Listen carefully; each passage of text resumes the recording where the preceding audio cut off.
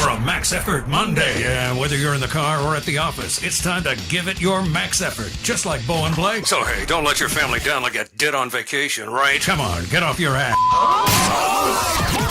And give it a max effort. I'm ready to take this all away. The Out of Bounds Show is brought to you by Farm Bureau Insurance. Bundle your car and home and save with your Farm Bureau Insurance agent. Mississippi State coming off a maybe their biggest win in 12, 13, 14 years. We'll ask our next guest. I think that he'll know. I can't think of a Howland win this big, and I think you could argue A&M was the hottest team in the country, right? They had won 13 of 15, 6 in a row. And then also Hail State baseball comes, they were smoked on Friday, end up winning the series over Arizona State with a couple of really nice performances on Saturday and Sunday. So we welcome in Charlie Winfield, SEC Network, Bulldog Initiative, Hail State Insider, and he joins us on ESPN 105.9 The Zone. Charlie, what would you say about that win, A&M at home for Jans? Biggest win since Stansbury era? It's been a long time, hasn't it? I was trying to think of that this morning. I think it was important for so many reasons. And one of the things you've got to say about Chris Jans, if ever there has been a coach that gets his team to rebound from disappointment, this is it. You think back February 15, they're playing Kentucky at home. Everybody's hyped up. You want the win. You lose, but they get it back together to go to Oxford. Last week, go to Missouri, drop a game in overtime, feel like you should have won. But then they come back and beat one of the best teams. And I think one of the stories at the end of the year is going to be how a team that loses 5 straight games gets up off the mat in modern-day college basketball to do this. It's incredible. Yeah, it doesn't happen. All right, so when you look at where they are right now, Charlie, and they host South Carolina on Tuesday, and they go to Vandy this weekend on Saturday, and Vandy's playing really well. If they beat South Carolina at home and lose at Vandy, you think they're okay, or they got some work to do in Nashville? Bo, I've been a long-time Mississippi State fan. If there's one thing I've learned, tie is not going to us. Okay, so if in doubt, I'll never have a good feeling. I'm one of these guys who always feels like we have to take all the power out of the committee's hands. We have to force the decision. And so, yeah, I think they should be. Will they be? That's I don't know. Charlie Winfield on the Out of Bounds Show. Charlie, I didn't have this team even going to the NIT, so that shows you what I know. I think it's a remarkable performance by Jans and crew, especially what they do or don't have on the perimeter.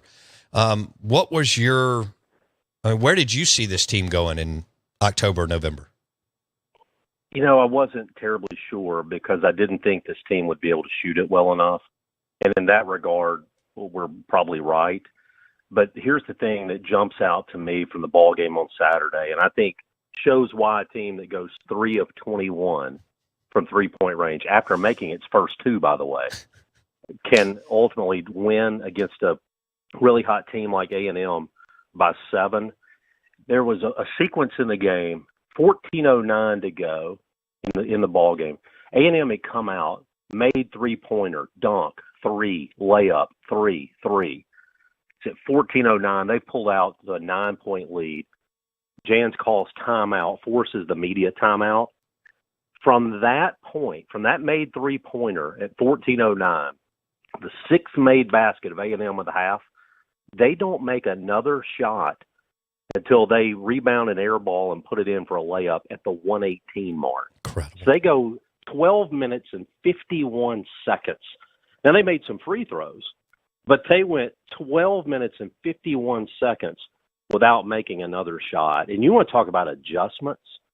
I don't know what was said in the huddle during that timeout, but a team that makes 6 in 6 minutes and can't make but 1 the rest of the way, that's the difference. And that's kind of been the story all year for this team. How many college basketball teams in today's world of making three-pointers and layups do you see that can't shoot three-pointers that defends at a level like this? I just don't know of one. I think it's an absolutely exceptional coaching job. I think Cam Matthews should be strongly considered as an all-SEC player. Maybe not first or second team, but either on the back end of the second team or third team. What do you think?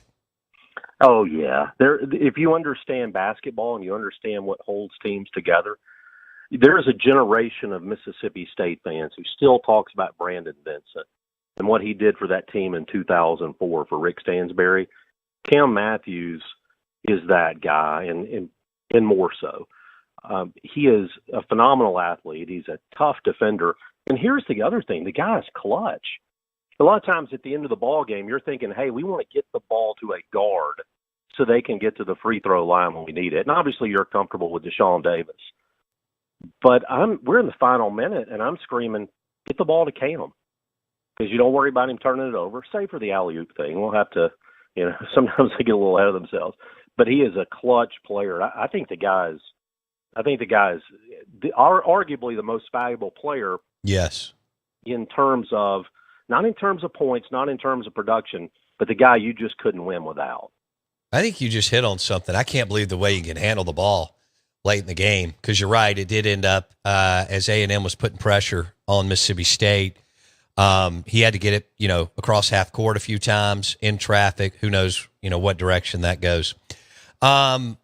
Okay, so now there's buzz around Jans and some other jobs. How do you feel about, Zach Selman has only been at Starkville for a month or 2 months, and people are all excited about Selman and his fundraising ability and so on. He's been around this at Oklahoma and North Carolina, but there's some buzz with Wichita State. I think people feel pretty good about Texas, but you don't ever know, and there could be some other openings. How do you feel about what the administration will do in the next month or so, Charlie? I feel really good there. I've kind of decided in my lifetime of coaches, you're in one of two modes. We got to work really hard to keep this guy, or who's next. And sometimes fans can turn on a dime in terms of their perception of where they are. And I've said at Mississippi State, we are always in a good spot when other people want our coaches. And look, Chris Jans is happy here. Chris Jans is coaching hard here. And, man, he just got here. I'm not terribly worried, but I will say this. I think this is a school. I think it's a fan base who understands what they have in Chris Jans. And I think they're going to do everything that needs to be done to make sure he's happy here. And that would be both a contract extension and NIL money. Yeah, all the above matter in college basketball. And in fact, in all sports. And if you look around, and people would be just kidding themselves if they didn't realize that. You look around the country now, because one of the things I do is read a lot of coaches' contracts. And more across the country, coaches who are taking jobs are having it as a term of their employment. The commitment of the school, the commitment of the fan base to NIL. It impacts buyouts. It impacts all these things. And so, yeah, we'd be pretending if we said it didn't matter, because it will. All right, let's switch gears. Hail State baseball, you called all 3 games over the weekend. You call, dozens of games every year. So we already had 3 meltdowns in 1 week on this show. You had the VMI loss, the La Monroe loss, the Friday night. But then they put it back together on Saturday and Sunday, and it started with starting pitching, which has been a big concern. So I know it's still early. You may not even know what this team's going to be until April 1 or so. But their bounce back after getting embarrassed on Friday, what did that do for kind of Charlie Winfield's mindset for this baseball team going forward? It's funny. I was walking downtown on Saturday morning, and everybody I passed, this is miserable. This is terrible. It's going to be an awful year. And I was walking from my car into work today, and I passed a couple of people, and man, this was a great weekend, wasn't it? And it's funny how things can change in a hurry. We've got a number of transfers on this team, and that's not unusual in college baseball, but it made me think about who were the teams last year in that spot. Texas A&M had more transfers in the league than anybody else. And I went back, and they end up going to the College World Series. But I went back and looked at how they started the year. Week 2, they dropped 2 out of 3 to Penn. They took some big losses along the way. In fact, Washington State beats them 11-6. They lose to Wichita State. So sometimes I think in modern college baseball, by the way, they lost 16-5 to Santa Clara last year. Wow. In week 3. And so this is a team that goes on to go to the College World Series. And so what I try to do is have a little bit of perspective. Now, Friday night wasn't good. And then you don't have to be a rocket scientist to figure out the why wasn't it. Sometimes reasons for losing can be elusive. In the games on Saturday and Sunday, better than 60% of the pitches Mississippi State threw were strikes. On Friday, less than 50%. Mississippi State was charged with one error on Friday, and that's one of the kindest home scoring situations that I've ever seen, because you could have easily put about 3 more up there. And on Saturday and Sunday, they defended. The other thing that you saw is on those 2 days, they made some changes. Nobody who went across the mound on Saturday was here last year. How about that? You start Eintema, who gives you 5 good innings, and Evan Sierra, who was pitching at Starkville Academy last year, comes in and gives you 3 1/3, and then Nate Dome closes it out. And then yesterday, you see, another good outing to start the game, Landon Gartman, who gives you 5 innings, and who pitched it really well. And so it's kind of simple, but it comes down to pitching some days. And on the other side, the bats really woke up for Mississippi State, because yesterday they put up double-digit runs, but only walked 4 times. Arizona State didn't commit an error. It wasn't like they were being gifted a bunch of freebies. Sometimes it just takes a little bit of time, I think, to figure out who you are and where you're all going to fit. And I think that's where Mississippi State is. I think you're exactly right. I think we'll know a whole lot more about April 1st. Okay. Charlie Winfield on the Out of Bounds show called all 3 games, ESPN SEC Network over the weekend, Bulldog Initiative. He joins us on the Farm Bureau Insurance guest line. Tell me a little bit more about Sierra. A lot of people knew about Bradley Lofton and Sinjay. You're from there. Tell me, because, man, he looked good last week, and he looked good over the weekend. He throws strikes. And if there was a common theme in the decision on who to pitch on Saturday, it was guys who threw strikes. I think in the week before, Eintman didn't walk anybody. Sierra maybe had walked 1. And so what you saw was almost, and I don't know if this was the decision-making, but just watching, it was almost like, we're just going to find the guys who can throw it in the zone and then see what happens. And it worked. Eintema doesn't walk anybody. Sierra goes 3 1/3. He walked 2, but one of those was at the end. You could tell he was just out of gas. But what he does, he's got some movement. He's not overpowering, but he throws it in the strike zone, and he changes speeds very well. And I think he is – these early games are where these relief pitchers – we saw Will Gibbs throw yesterday. And Will Gibbs has pitched good in 2 outings, a guy that can miss some bats. And I think what you're now seeing is in some of these ball games, all right, we're going to find out who among these guys we can trust. And I think Sierra and Gibbs here early on are making a bid to be some of those guys who can be trusted. All right, if you had to bet $500, where would you put your money on Sinjay and or Lofton in the weekend rotation in the next 4 weeks? Oh, well, since you make it 4 weeks, I'd say they're going to stay where they are is my best guess. I think, obviously, there's going to be some shuffling in that lineup. I think but that's tough. I don't know that I would take that one. It's a good thing I'm not a gambler, I suppose. Okay. But you wouldn't be surprised at all if a month from now one of those 2 were in the starting rotation, right? Oh, no, not at all. And then you say why? It's because both those guys are competitors. Yeah. They have very different personalities. Lofton is one of these guys who is visibly intense. We didn't make a play behind him in the field, and he went to the rosin bag about 3 times, and I thought he was going to knock it in half at one point. It's just a very intense guy. Durangelo is not quite that, but he's got a lot of moxie to him. He is very hungry. He's very intense, and in a quiet way, a quiet intensity. I think you could pitch either one of those guys. I think if I were calling things, I would try to ease them into it. I think one of the things that you see, whether it's in college baseball, pro baseball, or what have you, sometimes when you rush guys to the front of the line, it can be an adjustment. And so from my standpoint, it's one of those things. Let's see them pitch in the midweek a little bit more in front of some good crowds. Let's see what happens tomorrow night, because neither one of those guys have pitched in a week. And so you would think they'll have a chance tomorrow night against Southern Miss. And then maybe, if you ask me that question on Wednesday, we'll know a little better about whether the odds turn in favor of the house on that one. Okay, I'm going to put you on the spot, and you may not be able to answer this, and I understand it because you're close to the program and so on. It looks like right now all the pitchers that are throwing strikes and that are executing weren't on the roster last year. So, basically they missed on a whole class or two classes of pitchers, right? Well, I don't know. Here's the thing. I don't want to judge things too early in the season in terms of a couple of outings.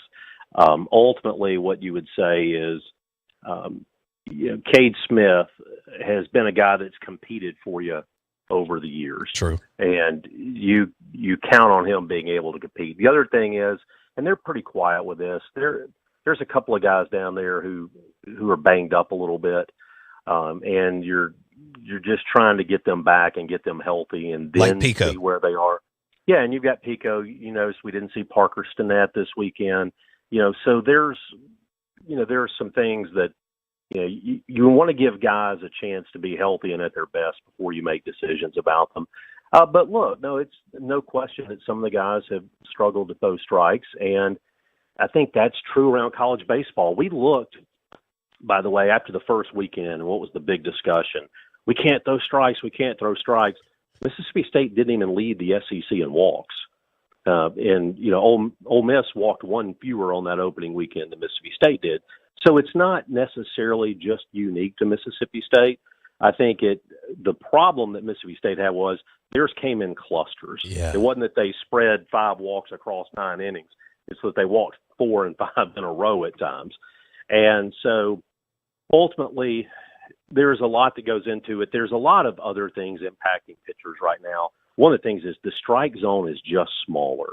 And that's because umpires are being evaluated now by the TrackMan data after every game.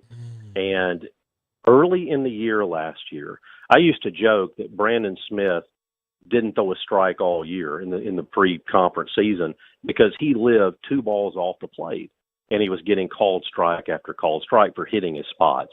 None of that is there anymore. It's tightened up. And so what it forces you to do as a pitcher, I got to throw it in a tighter box, and I better really believe in my pitch. Wow. And if you got any doubts about it, not to mention the 20-second clock, which I'm sure you could do a whole show on. Sure. And so you can't pick as much. So there's a lot going in the head of guys who are older because they're more set in their ways. You think about the high school kids, they're used to getting it and throwing it back. They weren't getting a bunch of signs. They didn't have a lot of fancy defenses on. They weren't looking at a wristwatch. Most of these guys just got it and threw another fastball because their fastball was good enough to get out. Guys who've been around, guys who've been in this system who were used to taking a minute to throw a pitch, it's just an adjustment period. So I think with them, too, we'll know more in a few weeks, rather. Okay. Charlie Winfield, Hail State Insider on the Out of Bounds show and the Farm Bureau Insurance guest line. All right, let's go to the lineup and the plate. Yesterday you made the comment during the game when Ross Highfield hit a double. I think it was his 12th at bat and 4th double, Charlie? Yeah, 4 out of 12. 4 out of 12. Let's talk about Highfield. I think it's intriguing what Lamonis and Gautreaux will do with the combination of Highfield and Hancock behind the plate. Also with Hunter Hines and Bryce Chance, one's DHing / outfield, Hunter's a first baseman. He also looked like he was limping around the base on the home run. Maybe I'm wrong. How do you see that whole who gets the innings and who's going to playing out? I think there's going to be a lot of mix and match because what a lot of people will look at is say, one, who's hitting? Well, they're both hitting. Luke Hancock hits, Highfield hits. Hunter Hines this weekend had 5 hits. So he's warming up. So they all got to be in the lineup somewhere. And then the question is who catches? And it's no secret that teams have been running on Mississippi State. I think they've stolen 16 of 17 bases against Hancock this year. Now, a lot of that's on pitching and the inability to hold. On the other hand, Hancock's doing a really good job receiving. Only one pass ball. I feel right now it's got like 4 or 5, but he's throwing it better. And so really what you're seeing is, look, Ross Highfield is a guy who's going to play Major League Baseball. The question is, how do you bring him along? How do you develop him, not just for helping your team, but for helping him develop? And so I think what you're going to see is kind of this mix and match and move things around and look at matchups and that kind of thing. But they all matter, and at some point, you just got to figure out how to get them all out there. Okay. Are you surprised, Bryce Chance? I mean, you're talking to the coaches all the time. Are you surprised at Bryce Chance hitting the baseball the way he is? They're not. I am. Because I'm guilty like a lot of people. Even in the major leagues, I look at Dustin Pedroia back in the day and say, well, that guy can't play baseball because he's small, right? And that's what you look when you see Bryce Chance. But the coaches have been telling me all along, Bryce Chance can hit. Bryce Chance is one of our better hitters. He was one of our better hitters in the fall last year. And they put him out there. And you know what? Credit to him, because I think a lot of people looked at that opening day lineup and see Bryce Chance in it and figure, well, they'll give him a turn, kind of a reward. But he might come out at some point, but he ain't going to make it easy on him. No. Okay, we've got 2 minutes. Pound for pound raw talent, Dakota Jordan. Have you ever, you and I have been following this since late 70s, early 80s, Castoria and so on, all the way through Raffy Will to date. Pound for pound raw talent. You ever see anything like Dakota? When I look at Dakota Jordan, I think back to when I was a kid and watching a Frank Thomas come on the field and say, why can't we have players like that? That's what Dakota Jordan looks like. I know he's not as tall as Frank Thomas, but he's just built. And the guy is strong. He hit a ball over the right fielder's head that the right fielder completely misplayed this weekend. It was hit basically right at him. But I'm convinced he never saw it. It just got on him so fast. In the game earlier this week, he hit a ball 116 miles an hour off the bat for a double. Never mind the home run that went 474. But the double he hit was hit directly at the left fielder. And everybody's like, why didn't he move? It's like, we didn't have time. He just hits the ball that hard. And he's hit balls here in the early spring off the end of the bat, opposite field home runs. I think Dakota Jordan is one of these guys. We may be looking up one day and saying that he's a 1-1, meaning first round, first pick. He is that talented. Well, we got 2 of them between Dakota and Jacob Gonzalez, who's a couple years older. Holy smokes. All right. Charlie Winfield, Hail State Insider, Bulldog Initiative, attorney, SEC Network. The list goes on and on, joining us on the Farm Bureau Insurance guest line. Charlie, thanks for your time today, bud. Appreciate it. Man, enjoyed it. Thanks, folks. Charlie Winfield on the Out of Bounds show. If you missed any of that, you can go to Apple Podcast or Spotify and search Out of Bounds with Bo Bounds. And so, Blake, Ole Miss was rolling going into the weekend, but the 2 fan bases have calmed down after Friday. The deal is Mississippi State baseball fans had 3 meltdowns last week. One against VMI, one against La Monroe, and one on Friday. However, you and I didn't do a show on Saturday or Sunday, so now people seem to be in a little bit better spot. Of course, this will get revved right back up again tomorrow as Dogs and Golden Eagles and Rebs and La Tech. Hour number 3 coming up.